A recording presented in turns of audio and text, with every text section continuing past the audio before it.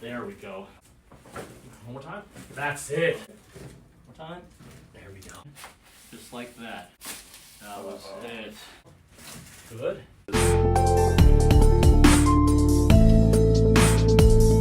First and foremost, guys, I just want to welcome you guys. Dr. Sam Rasul here.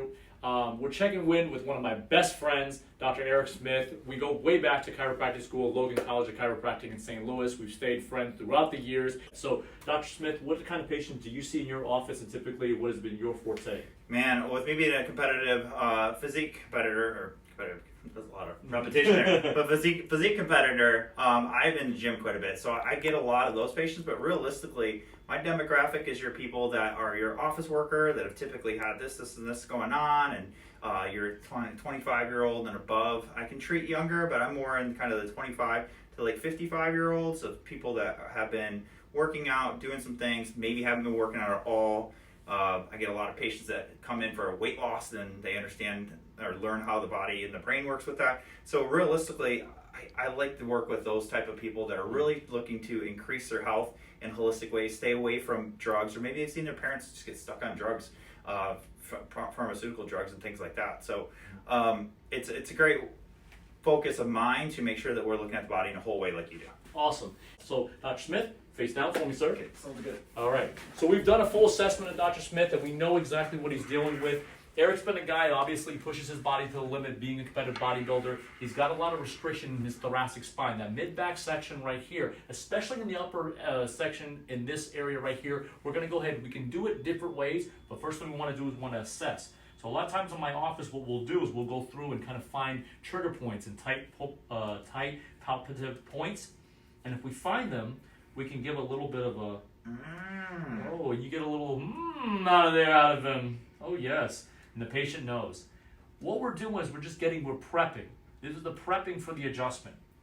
So everything that we do in a chiropractic office, especially when you take a holistic healthcare approach, you want to be able to look at the body as a whole. So the nerves control the functionality of the muscles and the organs. So you want to look at the relationship, and as Dr. Smith mentioned before, being a holistic healthcare doctor, you want to look at all forms of stress, emotional, chemical, and structural stress. Structural stress being what we deal with on a daily basis, but also chemical through our diet and nutrition.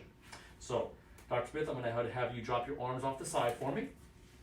Start right in here for me, brother. Deep breath in, all the way out. Relax those shoulders. There it goes. Nice job, buddy. Excellent. Great. Fantastic. All right, this one right here. Give me a deep breath in, all the way out. And what you're going to do here is just look straight up at the wall. Look up. Excellent job. Fantastic. That's a very easy distraction move when you looked up. Basically, it relaxed the muscles, these two wing muscles you have here, the QL muscles, quadratus lumborum, and that allowed me to get really deep in there, which is going to relieve the tension he has, especially during his workouts in this section where it transitions between the mid-back and the lower back. Now, this is his main area of concern, is that upper back, which was the same thing for me, especially given that we work on our patients, so we want to make sure we're going to do a little bit of trigger point therapy on him first, just to loosen up those muscles. So. And again, you want to listen to your patients. You know, if it's a little too much, you just ask them. Is that okay? Mm-hmm. All right.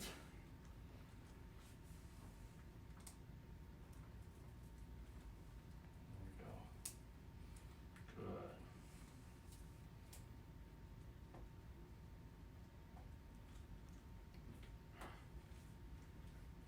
Excellent. All right. Go ahead and put the heels together for me, my friend.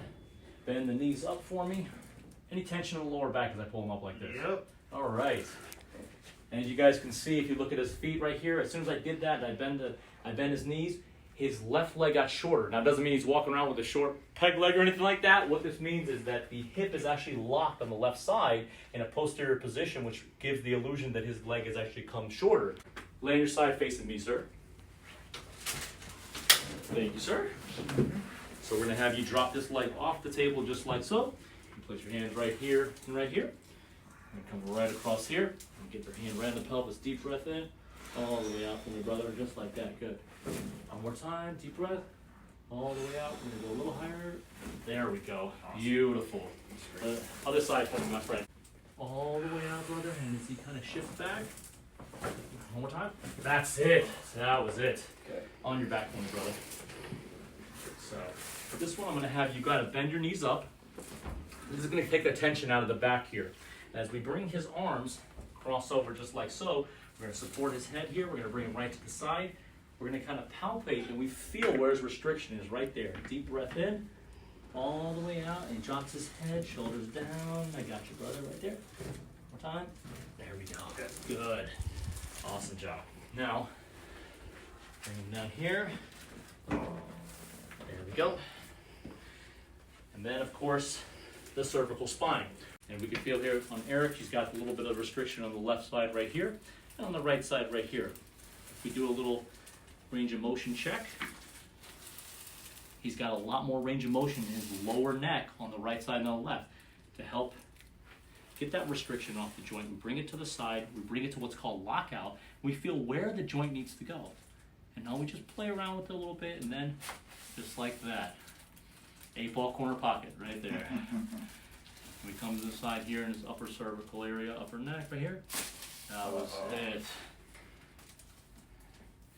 And get a light little traction. What this traction does, it actually opens up the joints, takes the pressure off not only the discs, but the joints in the back as well. A lot of times patients like that little relief they get. Here we go, just like that. All right. Now, we also, because Dr. Eric is also a competitive bodybuilder, a lot of my athletes, they have a lot of tightness right in here. His eyes just lit up when I hit this point right here on the right side. I didn't know we were doing this today. So I'm going to come around what's called the psoas, or the hip flexor muscle. So the psoas is really tight on his right side. This can be a lot of times with athletes, if they're off and they're doing squatting, or they're doing track and field, or they're playing these sports, this actually torques the pelvis and can actually have low back pain eventually start to develop. So to keep that from happening, we're going to go right on that, and we're going to start stretching it out. There we go. 3, 4. This is very tense. Yeah. This is a great thing to do, especially if you sit a lot. You don't have to be an athlete for that. We see a lot of times when the pelvis is what we call anterior pelvic tilt, that'll get tight. So it's a therapy that I've done on some videos of doing in certain people as needed. Absolutely. So a lot of times what I like to do too is I like to have the patient just kind of drop their leg out, almost like a flamingo stance. And you see how far he goes out. Now what I'm going to have him do is we're going to kind of initiate a PNF stretch, proprioceptive nerve facilitation. Fancy way of saying we're going to actually have him activate his muscle, push up against my hand. And what he's doing is pushing his knee up into my hand on this side, my left hand down here. And then I tell him to relax for me. And we can actually take the hip into a deeper stretch. And then he relaxes, relax. Perfect. And then we kind of bring this up. And to get even more range of motion, I'm going to come right underneath. I'm going to do the lower portion of the psoas. There we go. One more time. Good. Tight jeans. Tight jeans. There you go. Sometimes you're like, is it the jeans or the muscle? So Both. there we go. Blaming it on the jeans. There we go. And then you want to gingerly put the leg down when you're working on the patient. But you can already tell it's a big difference right there. It's loosened up a little bit. Yeah. The more and more he does it, the better off he's going to be. It's actually going to get more range of motion into his hips there. All right, brother. Here. Good. A lot of times you want to check the base of the building too. With the feet, go ahead and hold the table for me, brother. Here we go. Good. Ankles here. Good. There we go. Beautiful. Oh, good. Come on up, brother. 1, 2, 3. I got you. Awesome. How'd that feel? Good.